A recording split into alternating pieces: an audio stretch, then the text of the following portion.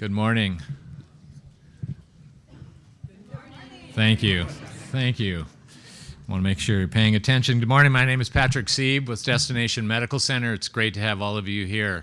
I'm going to just begin by thanking the Urban Land Institute who joined us today in organizing and sponsoring and promoting this event.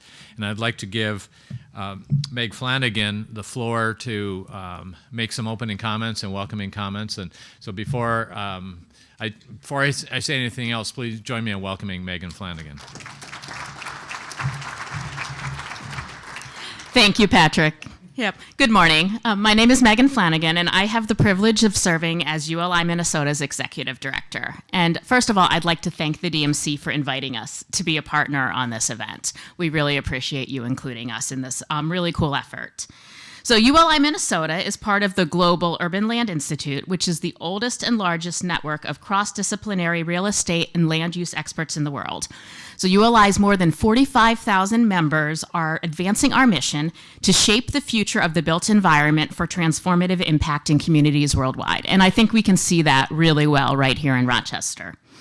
One of our priorities is to convene professionals from different sectors at events like today. And so while the majority of Minnesota's members and activities are currently in the Twin Cities, we do have a long-range goal of expanding our work in Greater Minnesota. Later on today, you'll hear from ULI Minnesota's chair, Lynette Dumalag, on how we can be a resource for you. But thank you again for being here, and I hope you enjoy the summit. And I will turn the podium back to Patrick.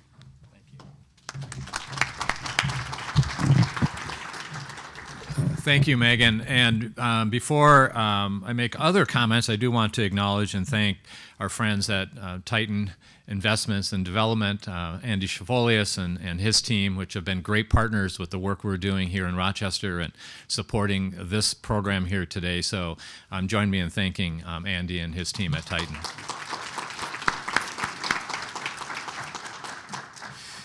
So we have a really great program for you today. And we are so thrilled by seeing this cross-section of people here in this room. And really, the arc of today's story is that Rochester is growing, and there is incredible demand and incredible opportunity. And you're going to hear that story about what that looks like and the drivers of that demand. And then you're going to hear about what are the resources and tools that we have here locally in Rochester and in the state that we can access and tap into, that we can help support you as you look at opportunities to grow and develop this community. But really, the power, the real tool, the real power of all of what can happen here is the people in this room. And there are government leaders and city leaders here. There are local developers and brokers and people who know this market. And there are people from out of state, out of the region. I just met somebody from California who flew in today to participate in this. This is an opportunity, and we've developed the program with this content to share with you, but enough opportunity for you to interact with each other and find relationships. Find people who have money, find people who have sites, find people who have vision, and really marry those together with the policy leadership coming from our city and county that really creates tools that make it easy and predictable to do development in Rochester. And that's really what we want to convey here today. Just a moment about Destination Medical Center before I introduce the first of our presenters. So Destination Medical Center was born in 2015, really, out of the idea of Rochester needing support to support its major employer, Mayo Clinic, in its growth and its growth vision. And Jeff Bolton, who was the early leader of Destination Medical Center, helped create the vision around how do we create tools here in Rochester to support the growth of the public infrastructure necessary for an economy to grow, and then how do we build the tools and the team to proactively go out and seek growth. And that's really the work of Destination Medical Center. I get to wake up every morning and help steward $585 million of public infrastructure designed to help Rochester grow. and to work with a team of professionals who proactively go out and sell Rochester and tell the story and make the case for why investing in Rochester is a safe bet, a good bet, a prosperous bet. So proactively seeking growth while investing in the infrastructure to support growth. And you see that infrastructure, some of it you don't see, it's under the ground. It's sewer and water and infrastructure under the ground. Some of it's at the street level. It's the street conditions, the sidewalk conditions, the lighting, park space, public space, Soldiers Field coming online soon, Discovery Walk. And some of it is in the built form, the hospitality the development that you've seen in Rochester, creating this incredible hospitality environment, housing, and life science. You've seen that with Discovery Square, building an innovation hub here in Rochester. So that's what we do at Destination Medical Center, and of course we do it with all of you in this room in so many different ways. So again, our story today is that Rochester is growing, and I have the privilege of introducing two people from Mayo Clinic who are leading Mayo Clinic's growth and their growth work. So I will invite Bridget Avakainen and Doug Holton to join me. Bridget is the Associate Administrator who leads the Bold Forward team, and Doug Holton, who is back by popular demand. He missed the last summit, is back by popular demand and Chair of Facilities. So please join me in welcoming Bridget and Doug. Thank you, Patrick. It's really an honor to be able to join you here today and share this excitement that we have for Bold Forward, Unbound in Rochester. I'm Bridget Avakainen. I've served as an administrator with Mayo Clinic for 27 years, and for the last 4, I've had the privilege of partnering with Doug Holton and Dr. Craig Daniels in leading our Bold Forward, Unbound in Rochester vision, strategy, and now operational plan. So, we're really excited about what is ahead, and there's a historic level of activity that'll be happening on our Rochester campus, both that's actually been happening now and will continue to 2030. As you've heard about our proton beam therapy expansion, we have a significant amount of investment that's happening across our campus, not only in the downtown spaces, but also at St. Mary's. As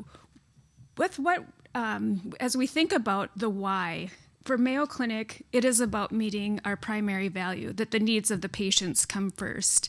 And there is no other organization that's better positioned to transform the healthcare delivery system. In 2019, Mayo Clinic established its Bold Forward, you see that on the buses in the Rochester area, the Bold Forward Cure, Connect, Transform strategy. Bold Forward Unbound is the physical expression of this strategic plan for the organization.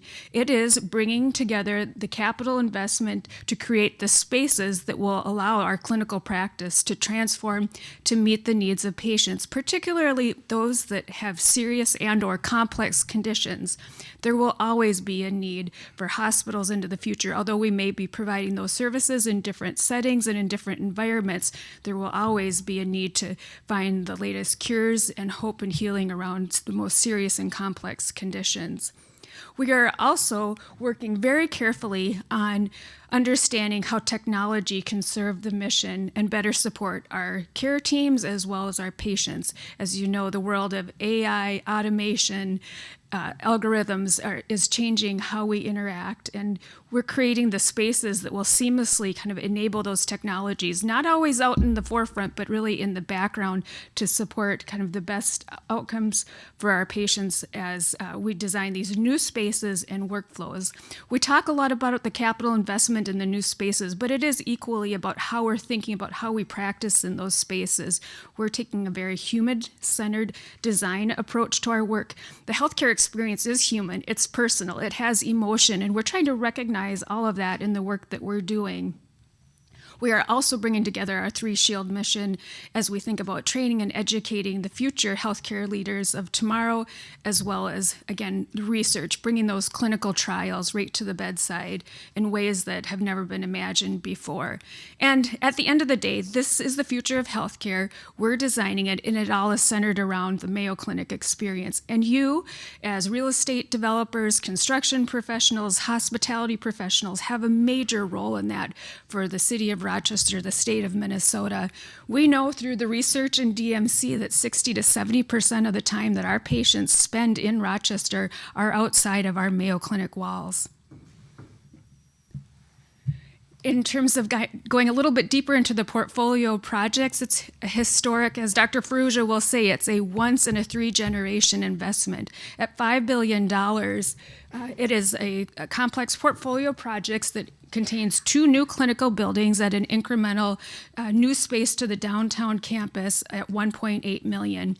Overall, the project is about 2 million square feet in terms of sizing. There are 2 new parking garages that are part of this plan. We are studying very carefully to have that differentiated arrival and departure experience for our patients. There's a significant amount of underground and utility work that Doug will speak more to as we continue in our presentation, as well as, again, a heavy investment in technology and those digital capabilities that will continue to advance our Mayo Clinic model of care. There's also a state-of-the-art logistics building that's located on the west side of the campus where we will be bringing in our materials management, supply chain management, investing heavily into robotics and automation as we think about our strategic focus of the clinical areas being those that are very much facing the patient, and those areas that don't need to be in the clinical areas, housing them in those support services areas.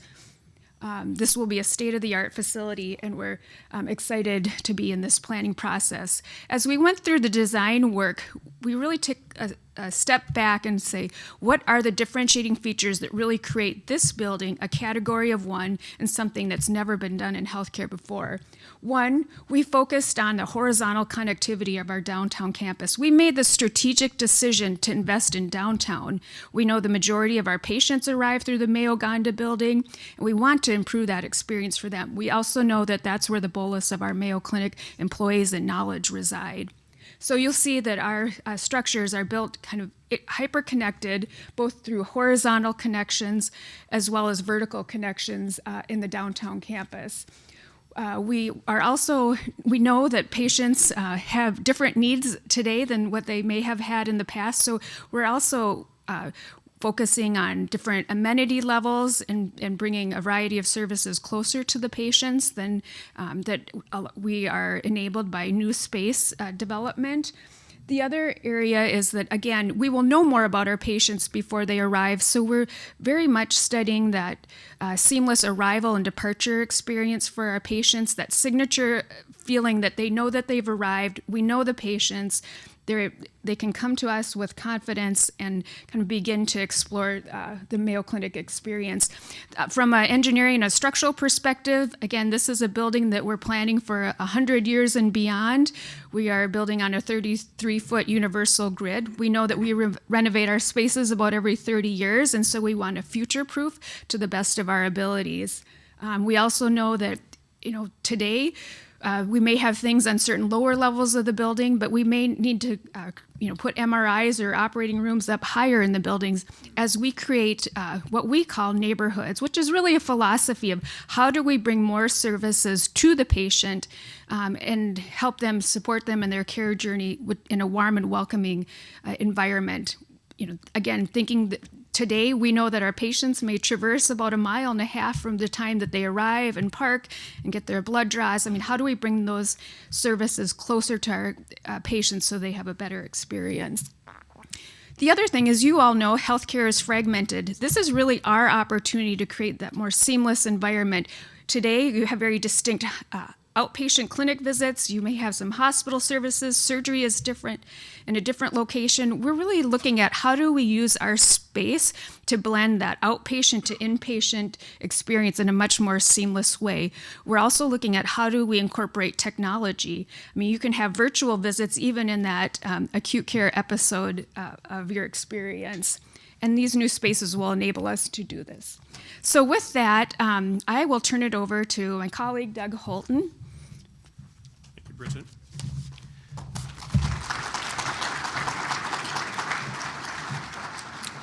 Well, good morning. It's great to see a lot of familiar faces out there and a lot of new faces. My name is Doug Holton. I chair the Department of Facilities for the enterprise, but really happy today to focus my comments on Rochester, my hometown, by the way. So here we can see the south entrance of some of our architects' design. We're very early right now, still in schematic design. So what you see right now are ever-changing as we continue to refine our scope and the design itself. Transformational. Every decision we make, we are challenged by Dr. Ferrugia and by all of our colleagues at Mayo Clinic to be transformational. And we continue to do that with our care models, the art of hosting, ambient intelligence, and predictive resources. Every decision we make, we need to be the leaders on how can we change and improve how we deliver health care to our patients and support our staff that do that. Architects love nighttime pictures, right? You have to throw it in there just to kind of get you smiling and excited. We are excited. Again, this is a great addition to our 17 million square feet of space in Rochester that we currently occupy. Huge footprint, and we're very excited about it. Also, sustainability. As Bridget said, we're building over 2 million square feet of space, and this space is critical. It's critical to meet our needs, but also we need to be good stewards. So with that, we are definitely focused on LEED V4 certification. We're also looking at geothermal. Geothermal to add to our utility infrastructure that we have in place already in Rochester. Predictive resourcing, automation, building controls, key today and in the future, as well as our commitment to the Better Climate Challenge. And we're not new to that. We have reduced our energy consumption by over 20% between 2010 and 17. Critical to being good stewards. Again, inside, we're building Category 1 space, without a doubt, but also functionality is critical. So, a lot of work ahead of us, right? This building timeline is very important, and we're evolving it. But as Bridget said, new parking structures, Osmond Damon, and utility infrastructure all have a great impact on our daily lives, as well as the economic impact is huge. So, what's the impact? Why are we doing this? It's for our patients, it's for our staff, it's for our community, it's for healthcare in the world. We're here to transform and to make it a better place and be the leader, continue to be the leader in healthcare. So with that, I'll conclude our comments.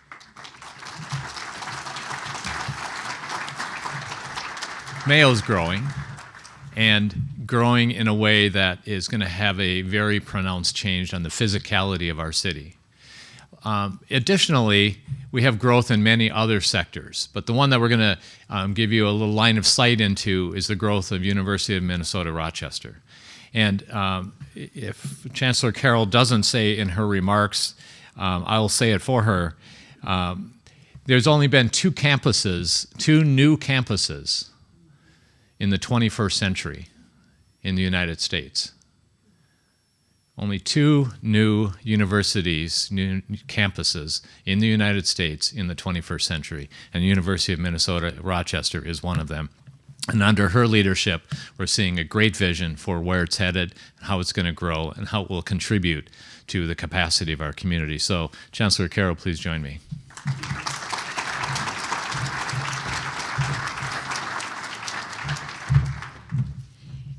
Good morning, good morning. We are one of two public new universities in this century.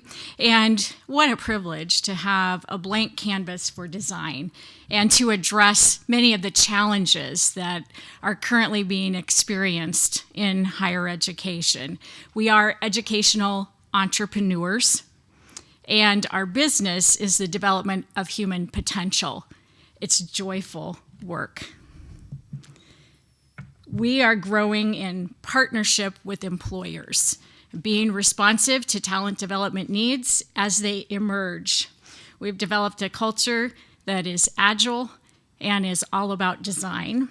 We have 3 principles, and they reflect what you were hearing in the beauty of Mayo's future, and also more broadly in this city of care and innovation. Our principles are that students are at the center. We exist for them. That is our reason for being.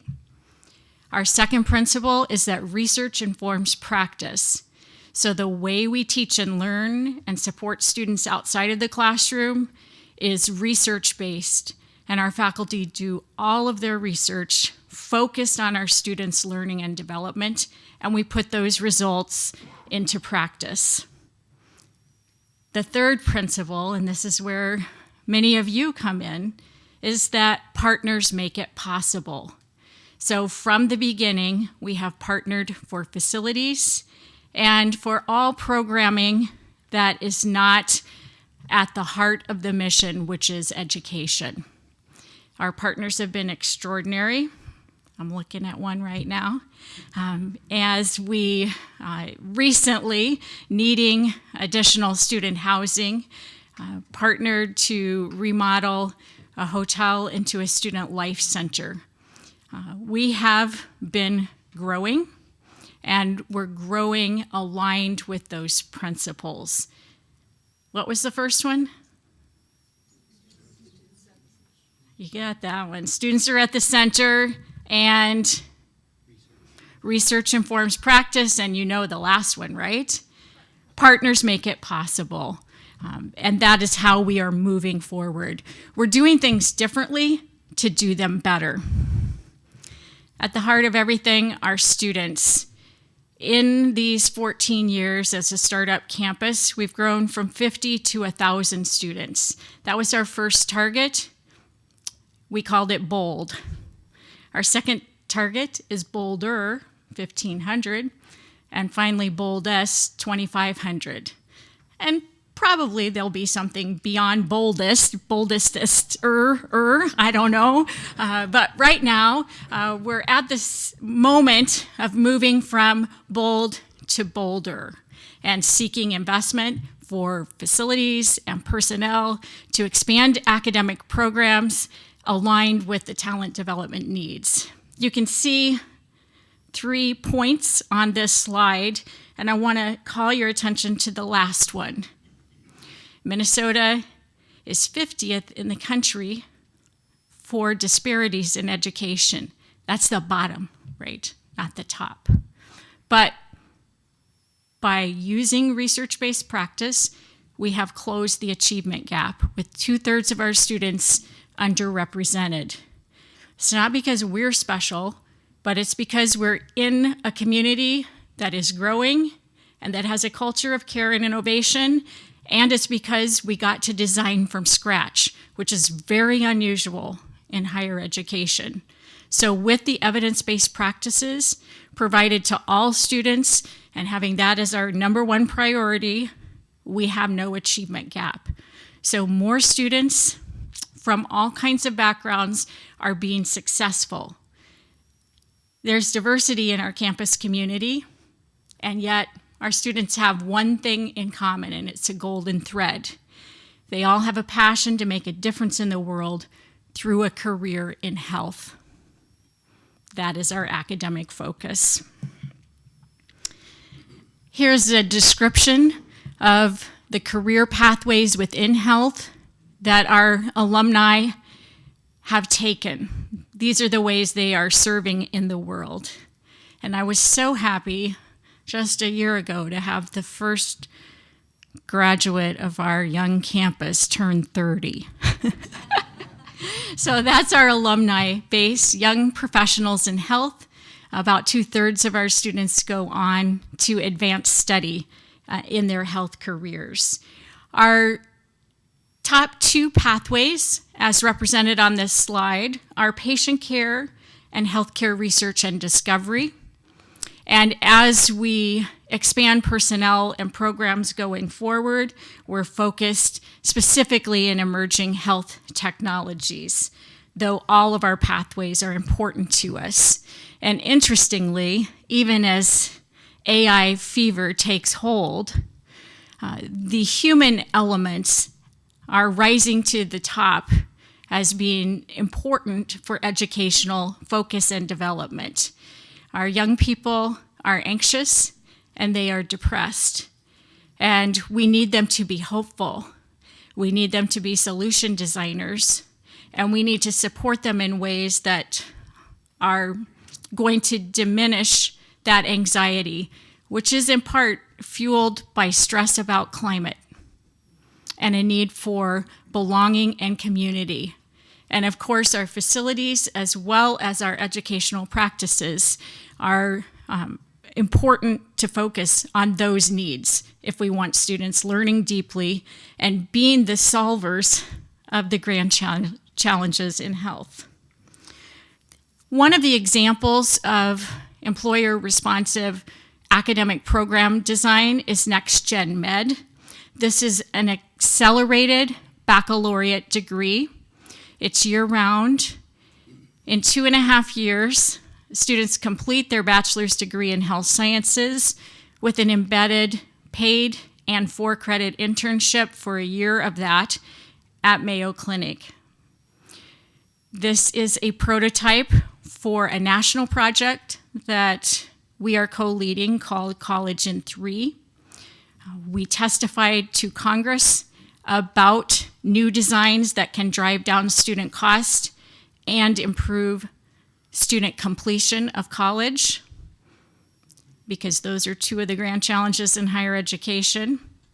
And we're successful in getting legislation passed to make these kinds of degrees experimental sites through the Department of Education. That just happened a couple of weeks ago. Woohoo! Yeah. Couple years. Oh, go ahead. Yes. Right? Like, we have this privilege of being educational entrepreneurs, designing solutions, and working toward our core purpose, which is developing human potential. Next Gen Med is one of those kinds of innovation. We are also currently engaged in our campus and climate action planning. And what you're going to see next is a secret. You're getting a sneak preview because the final design and plan has not gone to our Board of Regents. That will be happening in June. So shh, don't tell anybody. And my slides, the slides are, there we go. So I may have skipped. All right. There's a big mess of a slide. Unreadable, I betcha. Is that right? Each one of the little bubbles shows something new that's happening in Rochester. We are growing. The city is growing. We are seeking ways to flourish. We are growing in response to Unbound. And we are working together to do that. For the campus expansion, we have 10 big ideas. I won't preview all of them for you. But the first thing we need to do is have more classroom space. And our classrooms are all for active learning. We do no lecture. It's experiential, applied, and team-based. And the technology and format of the classrooms has to reflect that. So we need to do some remodeling for our climate action goals and also our need for additional space. We too will have neighborhoods for faculty, students, and their success coaches, their life coaches that every student has. And we'll be remodeling and expanding in the heart of the city. As we move toward the university's goal of carbon neutrality by 2050, we'll be renegotiating leases to be smart and reflect those green principles. We have some specialty spaces we need. We're learning about learning, and we want to share those research results. We want to be a conduit for interns from across the University of Minnesota, in addition to our own. And we need a heart to our campus, because at present, with our P3 approach and organic incremental growth over these 14 years, we are distributed across the downtown. And while we're staying in the heart of the city, we need a heart to our campus as well. Later, as we move beyond Boulder to Boldest, we'll also be expanding, particularly for student housing, and potentially that will be the moment when university and city-owned land is used for that purpose adjacent to green space. Here's that potential depicted. Again, you didn't see this. Shh. And as always, that third principle, partners make it possible. The collective genius is what we all have to mine going forward. We want to share space. We want space activated all of the time. And we want to be part of this community's continued growth and flourishing, which includes indoor and outdoor recreation and childcare and housing. We want to be a part of that in partnership. And you'll hear momentarily about city expansion plans in concert with Mayo's expansion. And we're in the middle of all of that too, as we continue to develop talent and we all move toward climate action goals. So we've been growing. That growth will continue. Academically, we're focused on health. And as researchers who develop human potential, we get to keep designing, staying agile, hearing from employers as to their needs, the competencies, proficiencies, and habits of mind and heart, and then developing learners of all kinds to be prepared to meet those challenges and design new solutions in their environments. Thank you for your interest, and Patrick's coming back now. So you can see why it is such a great pleasure to work with Chancellor Carroll and her team. And just, so now we've heard the number one hospital in the world is working to become the number oneer. And the university is going to become the boldester. And it's in that environment that we have this incredible partner in the municipality, in the city of Rochester. And I see at least one council member here, there are perhaps others that I'm not seeing, but Councilmember Keene here, really leading an effort to optimize how the city and modernize how the city participates with developers. Recently, it was recognized, the city of Rochester was recognized at a national conference, American Planning Association, that was held coincidentally in Minneapolis. The national conference acknowledged and recognized the kind of forward-thinking approach that the city of Rochester has taken with its Uniform Development Code, fancy way of saying a predictable pathway to support development. And appreciate Councilmember Keene's leadership. And I'm looking around for Cindy Steinhauser. Oh, there we are. So with that, please let me introduce you to one of our city leaders, Deputy Administrator Cindy Steinhauser.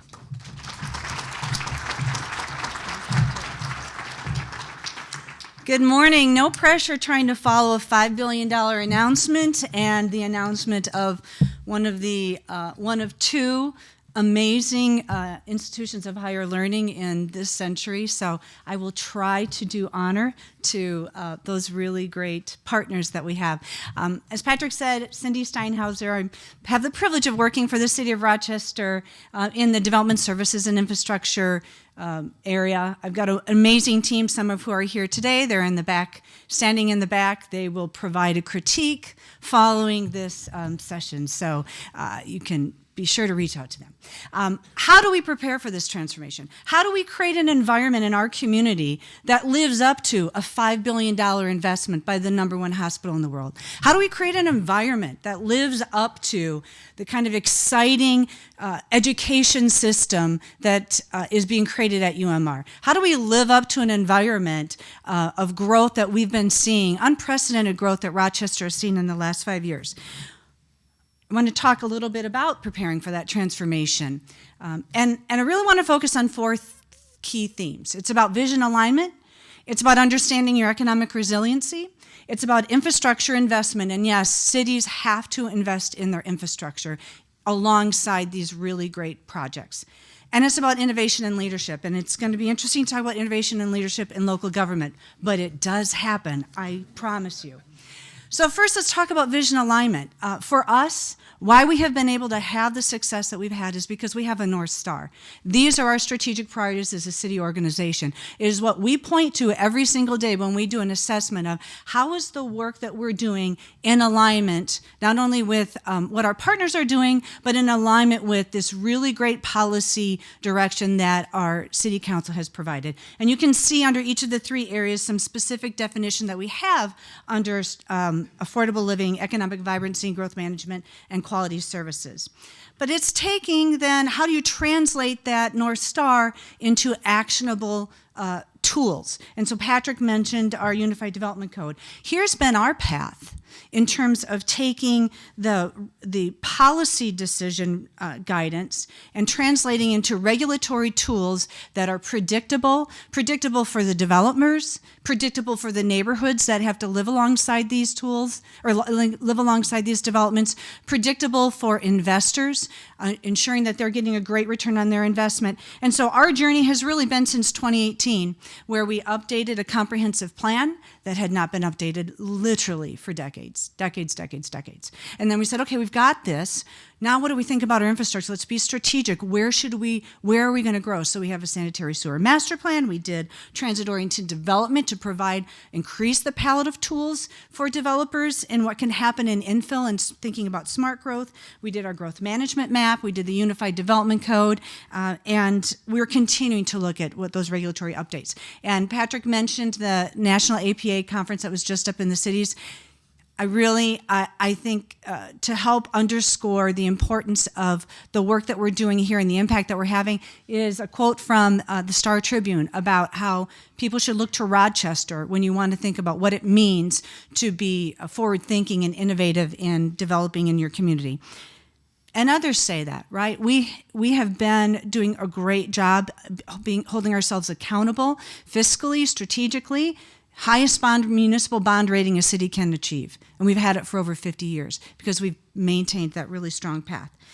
And so when we think about economic resiliency, right, so these things position us for great economic health and ensuring that future development can continue. I'm just going to run through a lot of economic indicators. I think you can I'm happy to send you these slides if you don't already have them. But building permit valuations. This year, 2023 is our 2nd highest year. And yes, you can see in the footnotes there, it's down from 2022, only because 2022 was our highest year, right? And if you look at 2021, look at how quickly we came back from COVID. That just doesn't happen. It doesn't happen it happens because communities are very intentional about how they think about positioning themselves for true economic resiliency and coming back. And already we are at 40% of our building permit valuation as of March 31st of this year. Net lodging tax this year was our 2nd highest, barely behind our highest year in 2019, right? So we're bouncing back. We've had our highest net sales tax. In 23 years, we've had our highest average home price. This is not coincidental. This is a result of alignment and clarity with your vision and your investments. And it's not coincidental that DMZ has positioned Rochester. DMC formed in 2019, and you can see the first 5 years, phase 1 of investment in 5 key categories, what's underway through 24 in phase 2, and see the alignment with the growth trajectory that we've had in the last 5 years and in the investment the DMC legislation and the DMC board have put into play here in Rochester. And another really great tool I love, this is one of my favorite graphics, and I know it's a few years old, but it shows you a comparison from 2015, when DMC was established, to 2020, and what has happened over a 5-year period in terms of tax valuation and tax capacity. This is real stuff. So for those of you who live in some kind of policy world, whether you're an elected official or you are in some form of commission, this is to help you understand the impact of creating alignment with your partners, creating alignment with your vision. So let's talk about Bold Forward Unbound. Wow. I mean, just wow. This project, as you said, $5 billion investment, there's the stats, but this is the graphic I really want people to understand, and I realize that the words are a little bit small, but on the far left, that little bitty bar graph, all the amazing work I just talked about, hitting record investment in Rochester, that was our 2023 building investment, right? The 4 graphs over, Amazon headquarters. Remember a decade ago when Amazon was going to build this amazing headquarters? Amazing project. Hundreds of cities tried to go after it as a $2.5 billion project. Far right is Mayo's Bold Forward Unbound in Rochester. So for us as a city, we want to understand what are the resources that we need. We've been on this journey to secure resources to support really great public realm and infrastructure to allow private investment to happen. What do we need to do right now to deliver over the next 7 years? And then what do we need to be thinking about for the future? I really love the quote by Jim Collins. It's old, but it's his good to great. At the minute you believe you've arrived is when you begin your descent, right? So for us, the journey is, yes, we've got to get through to 2030 in delivering on all this great investment, but we're not stopping there. We've got to think about what happens in beyond 2030. So that's where infrastructure investment really comes into play, right? And when we think about infrastructure investment in the city, we think about it in a couple of buckets, right? I would call it your traditional infrastructure. It's your streets, it's your water, it's your sanitary sewer, it's your electric utility, it's your water utility, it's your air service. But then we also think about what I call infrastructure that enhances your community. So what are we doing around cultural attractions, natural attractions, third spaces that really draw people here? We know that workers are chasing communities, not chasing jobs. Hot jobs in cool communities. That's what today's workforce is thinking about. So as a community, as partners, in the various organizations that are leading, we recognize that in preparing for transformation, there are a lot of buckets that we have to address. And the conversation in Rochester and our local leadership is around where do we lead and where do we support each other? And so the two that I circled are really where I feel like the city of Rochester is, and the council has agreed where we need to lead. How are we staffing for project delivery? But really, how are we thinking about public realm and placemaking? And DMC is our #1 partner in helping deliver on that public realm and placemaking. So this is a really great summary graphic of initiatives and projects, beginning with the DMC legislation and standing up the organization in 2015, and what our trajectory has been since that time. Now, it's initiatives and it's actually specific projects. I'm going to highlight a few. Here's just some images, sorry. Flip to my slide too soon. Here are just some visual depictions of some of the work that's been underway over the last 4 years.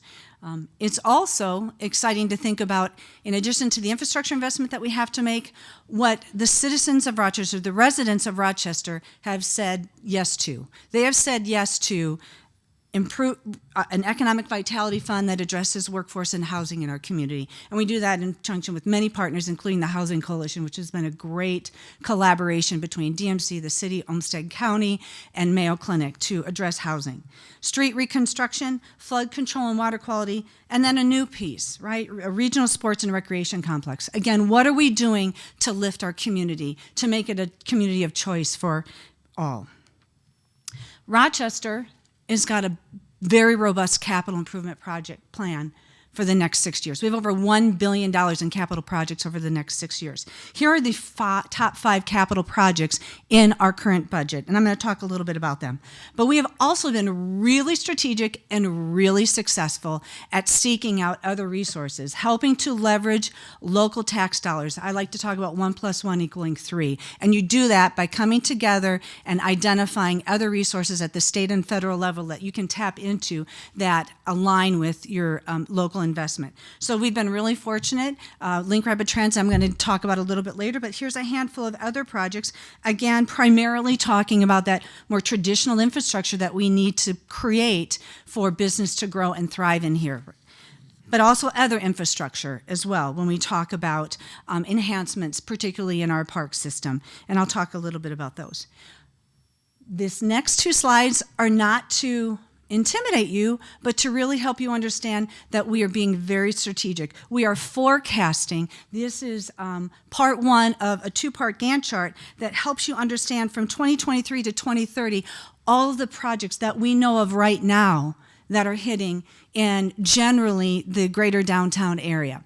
And again, it's not to intimidate, but to say we are forecasting and we are preparing. We know that when we share this geography, we have to be smart about how do we coordinate delivery, how do we coordinate communication, how do we coordinate navigating this space, how do we share this space and come out of it stronger and healthier. And so we've got a really great team, not just at the city, but again, our partner organizations that are talking daily, communicating daily, strategizing daily about how we're going to live in this space for the next 7 years, not only with the projects we know, but other investment that we anticipate is going to be coming and we are prepared for. Part of that is setting up systems and sharing together, setting up a structure that comes together. On the left-hand side of this graphic really helps you understand just the meetings that occur and the things that we have in place, the conversations that are in place to say, okay, what's happening when, how do we do this, have we thought about this, have we thought about this? And on the right-hand side is what I like to say is how do we have this done with us and not to us? And by with us, I mean the community. I mean the residents as well. We have, in partnership with DMC, have developed some really great tools. The co-design toolkit, the business forward strategy. These are just some of the tools in our bucket to help people understand what is going on, how you can inform the design, how you can be part of this process. So again, so it's not done to you, but with you, and bringing you along in this journey. Successful communities are ones that engage their residents. And as I think I've tried to share with you, whether it's been a regulatory environment, whether it's been developing strategic priorities, or whether it's been bringing them on in specific projects, we want to bring the community along with us on this journey. It's exciting, right? It's exciting. And we know that, again, we can't stop there. We know the projects that we have are going to lead to other projects. We know that after Link Rapid Transit, we may need to be thinking about a phase 2 over the next decade. So here, we just had a fun little exercise. What do we know are potential future projects that are going to be the result of all the investment that's happening in our community? And the left-hand side, now I'm not saying they're going to all happen in the next, 10 years, right? But they're on our radar. And we need to capitalize on opportunity, and how do we position ourselves for those that we think we need to advance to the next level? And what's happening that we're not even thinking about beyond 2030? That's the conversation that we have weekly, I would say, across the partnership. So let's talk about innovation and leadership when it comes to public realm. I want to talk about Link Rapid Transit specifically. This is a really great project. In 2015, I think, was the integrated traffic study that showed that Rochester from 2015 to 2040 is going to grow by 50,000 people. How do you manage that kind of growth, right? It's not as scary as it seems for those who live here. It's not as scary as it seems. It can be done. We're doing it already. But one of the things was, how do we move people across our downtown? How do we get them into downtown? There are a couple different ways we could approach that, some that are very static, but one really exciting way that we landed on was Link Rapid Transit. $143 million 2.8-mile system that will connect the greater downtown area. It runs from what we call Downtown Waterfront Southeast to West Transit Village on the west. It is a system, a people mover, that will have 5 and 10-minute intervals depending on the time of day, 7 days a week, 18 hours a day, opens late 2026, and guess what? It'll be free. Why will it be free? Because Mayo Clinic entered into a unique partnership with the city of Rochester. And because of that, we're able to make it a free system. Not only a free system for the visitors and the people who come to downtown, but a free system for the community to use. There are nearly 13,000 people in a 10-minute walk shed along this 2.8-mile corridor. That is exciting. That is innovation in local government. Here is just a really great slide that has some stats on it, and I want to go to the next slide because what this shows is the development potential along this 2.8-mile line. And not only the development potential along the immediate corridor, but we already know there are really great sites that sit just outside of this 2.8-mile line that present a really great opportunity. And we're thinking about how do we connect people to these spaces, from sidewalks, from wayfinding. You need to know the leadership here, the partners here have these active conversations every single day. We wake up, it's drinking the Kool-Aid, right? We wake up every day thinking like this. West Transit Village, how do we capitalize on what we know is a 12-acre parcel that's underutilized in the heart of our city? It's parking right now. How do we turn it into a village, a mixed-use development? We've got some of those partners here today that are working with Mayo and DMC, and the redevelopment of this is a really great mixed-use housing, commercial, recreation. Downtown Waterfront Southeast, you heard a lot about this. For those who were last year, we talked about this, 60 acres just south of here. Again, thinking about our riverfront asset, the Zumbo River, it's our greatest natural asset that penetrates not only through downtown, but connects us out to the rest of the community. The riverfront redevelopment that we're looking at is really bookended by two other really great natural assets, Silver Lake, which is going to see investment, and Soldiers Field, which is nearing completion of an almost $20 million investment. Again, a partnership between the city and DMC. So this presents really great opportunity for redevelopment, both housing, commercial, meeting that housing need. Here's just some renderings of the riverfront redevelopment, but here's what also I want to press upon is once we finished that plan and adopted that plan, it created a path forward to identify a resource to install some much needed infrastructure. And that work is underway. We were able to secure $10 million for a $29 million project to do a neighborhood riverfront bridge and safety and street improvements that will improve connectivity. It will improve a safety response to these older neighborhoods of Rochester. It will help install the kind of infrastructure that we need to make that previous slide that I showed go from a $70 million investment to a $250 million investment for Rochester. So it's thinking strategically about the assets in your community and how you can build off of them.